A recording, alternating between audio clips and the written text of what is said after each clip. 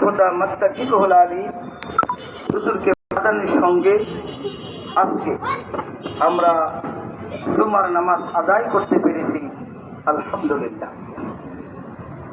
কিছুক্ষণ পরেই তিনি আজকের এই অনুষ্ঠানে কুরসি মোবারকের তাশরিফ নিয়ে তার মূল্যবান বাণী মোবারক প্রদান করবেন এবং আখিরি মোনাজাত প্রদান করবেন।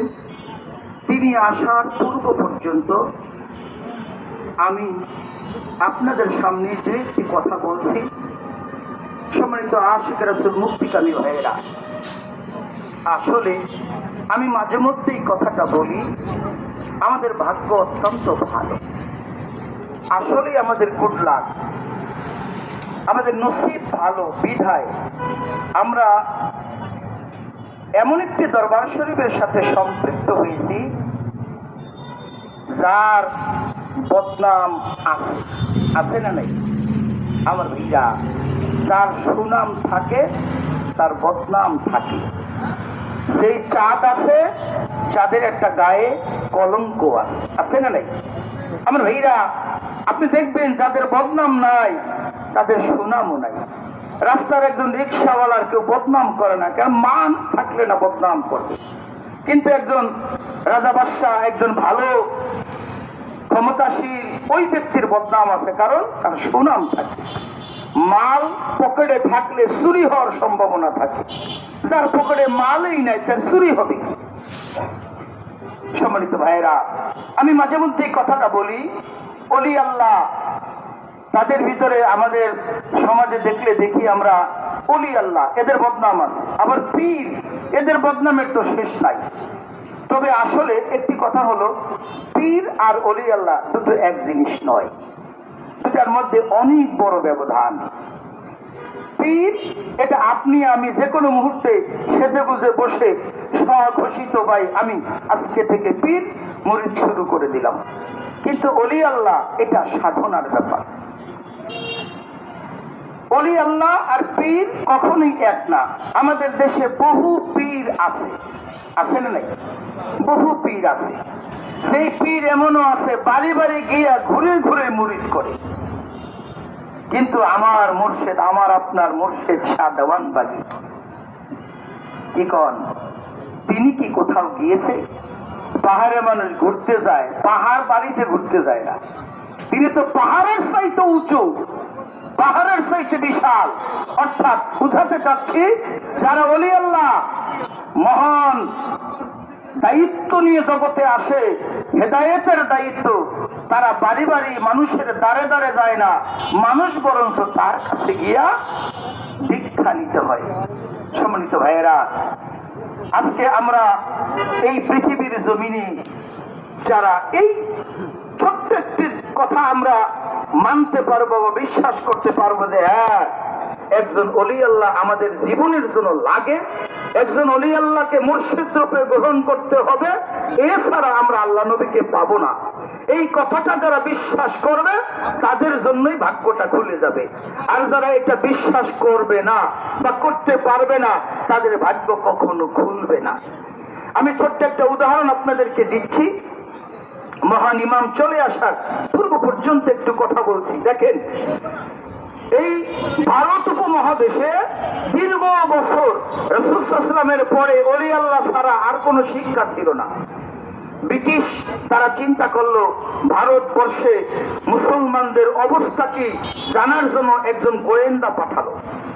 গোয়েন্দা এসে 1 বছর গোটা ভারতবর্ষে ঘুরে ঘুরে তারা সে রিপোর্ট দিল তার ব্রিটিশদের কাছে যে এই ভারতবর্ষে পশ্চিম দেশ থেকে এক শ্রেণীর ওলি আল্লাহ এসে এই দেশের মানুষকে এত সুন্দর একটা চরিত্রবান করেছে, এরা কারো কাছে মাথা নত করে না, এদের ভিতরে কোনো খারাপ কিছু নাই, এরা আল্লাহর প্রেমে নবীর প্রেমে এতটাই আপ্লুত, আবেগ আপ্লুত হয়ে যায়, এদের কাছে খারাপ জিনিস বলতে তেমন নাই, বাটপারি চিটারি দুর্নীতি এরা খুব কম বোঝে, এরা আল্লাহ নবীর প্রেমে মশগুল থাকে। একদম সিম্পল একটা কথা বললাম, আরো আছে। এরপর ওখান থেকে বলা হইল এভাবে যদি হয় তাহলে তো তারা সেই রাসূলের যে আদর্শ ধারণ করে সাহাবীরা বিভিন্ন রাজ্য জয় করেছে, এরা তো এক সময় চতুর্দিকে ছড়িয়ে পড়বে, আমাদের কোণঠাসা করে ফেলবে। তাহলে এদেরকে এখন কিভাবে দলে দলে দলভুক্ত করে দেওয়া যায়, এদের ক্ষমতাটাকে নস্যাৎ করে দেয়, এদের আধ্যাত্মিক পাওয়ারটাকে কিভাবে বের করে দিয়ে অন্যভাবে এদেরকে আগানো যায়, এই তাই তারা শুরু করলো। তখন পরামর্শ দিল এদেরকে যদি আপনি ডাইভার্ট করতে চান, এদের ভিতরে ফাটল ধরাতে হবে, ভাঙন ধরাতে হবে।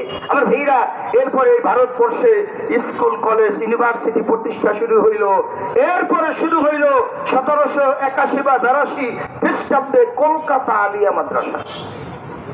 আলিয়া মাদ্রাসা প্রতিষ্ঠা হলো, সেখানে সিলেবাস করলো খ্রিস্টানেরা। সিলেবাসের মূল প্রতিপাদ্য বিষয় কলব না, তাজকিয়ায়ে নফস না, আত্মশুদ্ধি না, নবীর প্রেম না, আল্লাহকে পাওয়ার প্রেম না, নামাজে আল্লাহর মেরাজ হয় এটাও না। এখানে দেওয়া হলো ঢিলা, কুলুপ, ওযু, গোসল, মেসওয়াক, ওযুর দোয়া, গোসলের দোয়া, বাথরুমের দোয়া, এই দোয়া সেই দোয়া, বউ তালাক দিলে কি হবে, ইত্যাদি ইত্যাদি। এরকম কিছু মামুলি বিষয় নিয়ে তারা সিলেবাস করলো। এই সিলেবাসটা 1 নয় 2 নয়, প্রায় 156 বছর পর্যন্ত 26 জন খ্রিস্টান এই মাদ্রাসার প্রিন্সিপাল ছিল। তারাই সিলেবাস দিয়েছে, তাদেরই কারিকুলামে আমার আপনার মতো ব্যক্তির ছেলেমেয়েরা সেখানে লেখাপড়া করে ওই দিকেই তারা ডাইভার্ট হয়েছে।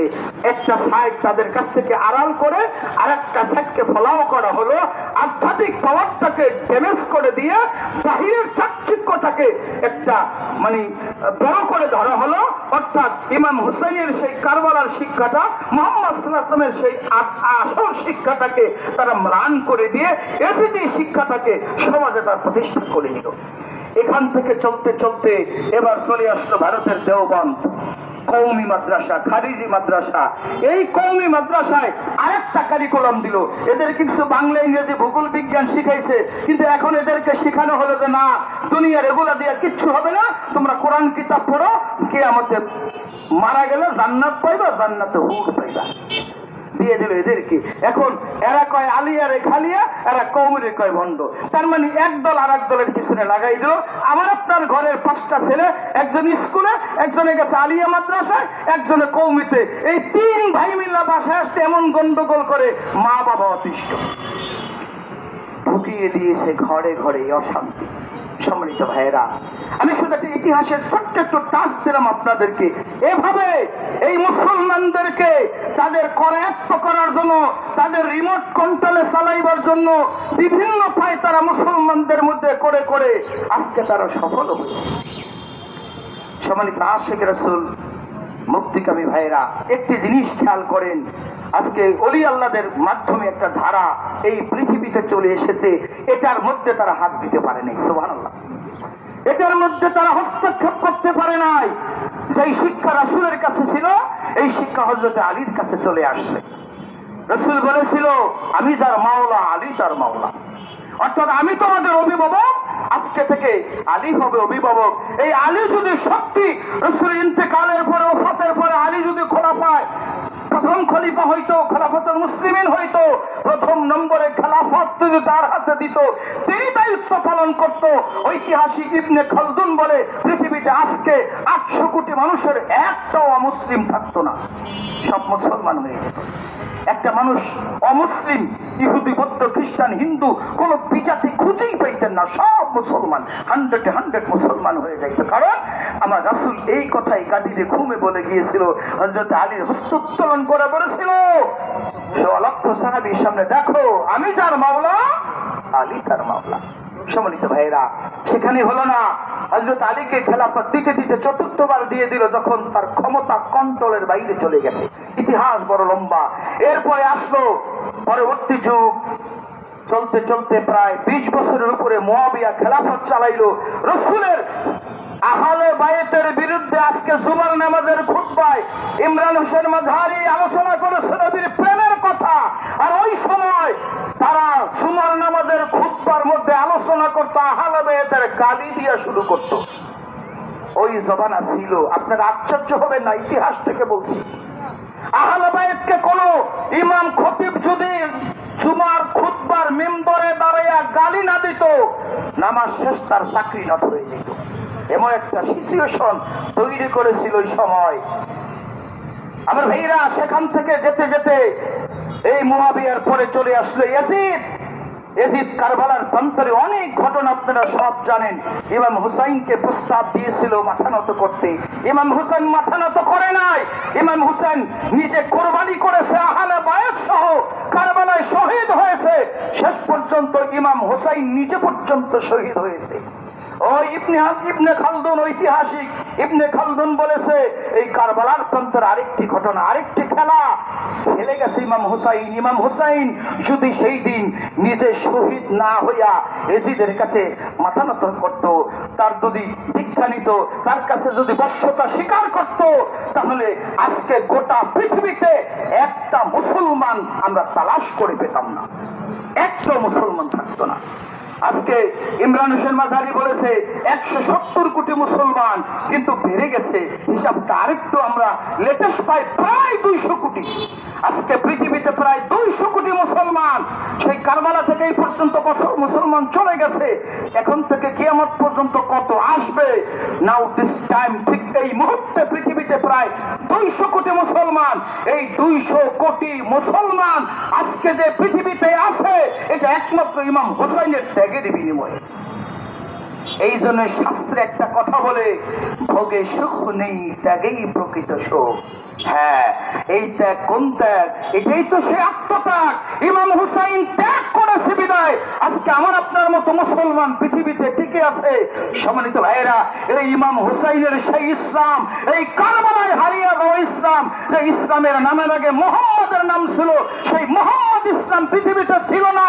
বাবা দামানবাগী এই মোহাম্মদ ইসলাম আবার পুনর্জীবন দান করেছে, ঠিক কিনা কোন? তিনি 35 বছর এই ধর্ম নিয়ে মানুষের কাছে কত কি করেছে, মামলা মোকদ্দমা হামলা, কত ধরনের যুদ্ধ বিগ্রহ, কত মারামারি কাটাকাটি রক্তারক্তি হয়েছে, কিন্তু তিনি এই সত্য পথ থেকে এক চুল পরিমাণ পিছপা হয় নাই। হয়েছে কি আমার ভাইরা? একজন অকুতুবল সৈনিক হয়ে গোটা জীবন তিনি লড়াই করেছে বাতিলের বিরুদ্ধে, এসিড বাহিনীর বিরুদ্ধে, আল্লাহর নবীর দুশমনদের বিরুদ্ধে যুদ্ধ করেছে। আজকে তার সুযোগ্য সন্তান ইমাম প্রফেসর ডক্টর কুদরত খোদা তার পিতার মতো একই আদর্শ ধারণ করছে, ঠিক কিনা কোন? সম্মানিত ভাইয়েরা, তাই এই আদর্শ আমরা আদর্শিত হয়ে যদি চলতে পারি, আমরা কামিয়াব হব। আমাদের মহান ইমাম প্রফেসর ডক্টর কুদরত খোদা মাক্কাচিনুল হুজুর, তিনি আজকের এই অনুষ্ঠানে তাশরিফ গ্রহণ করছেন। সকলে দাঁড়িয়ে যান, মেহরবানি করে সকলে স্লোগান ধরুন, নারায়ে তাকবীর, নারায়ে তাকবীর। সুফি সম্রাট দামানবাগী জিন্দাবাদ, জিন্দাবাদ। আল্লাহর ওলি কুদরত খোদা জিন্দাবাদ, জিন্দাবাদ।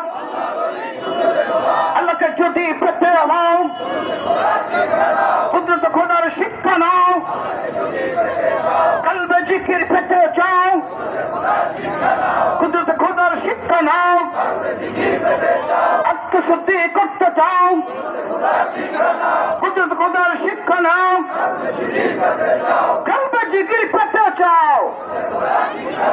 জাগো জাগো জাগো রে, আশিক রাসূল জাগো রে, সুফি সম্রাট দামানবাগী জিন্দাবাদ, জিন্দাবাদ। ডক্টর কুদরত খোদা, কুদরত খোদা জিন্দাবাদ, জিন্দাবাদ। নারায়ে তাকবীর।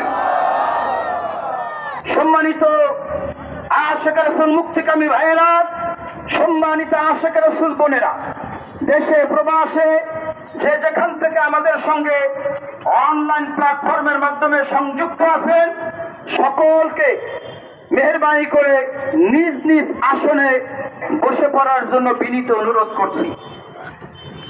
সম্মানিত আশিক রাসূল মুক্তিকামী ভাইয়েরা, আমাদের মহান ইমাম দেওয়ানবাগ দরবার শরীফের পরিচালক, সমন্বয়ক ও সমস্যার ফয়সালাকারী, মোহাম্মদ ইসলামের নেতৃত্ব প্রদানকারী মহামানব ইমাম প্রফেসর প্রফেসর ডক্টর কুদরতে খোদা মাদ্দাজিলুল আলী হুজুর কেবলা যান ইতিমধ্যেই কুরসি মোবারকে তাশরিফ গ্রহণ করেছেন। এখন তিনি তার মূল্যবান বাণী প্রদান করে আজকের অনুষ্ঠানের আখিরি মোনাজাত পরিবেশন করবেন।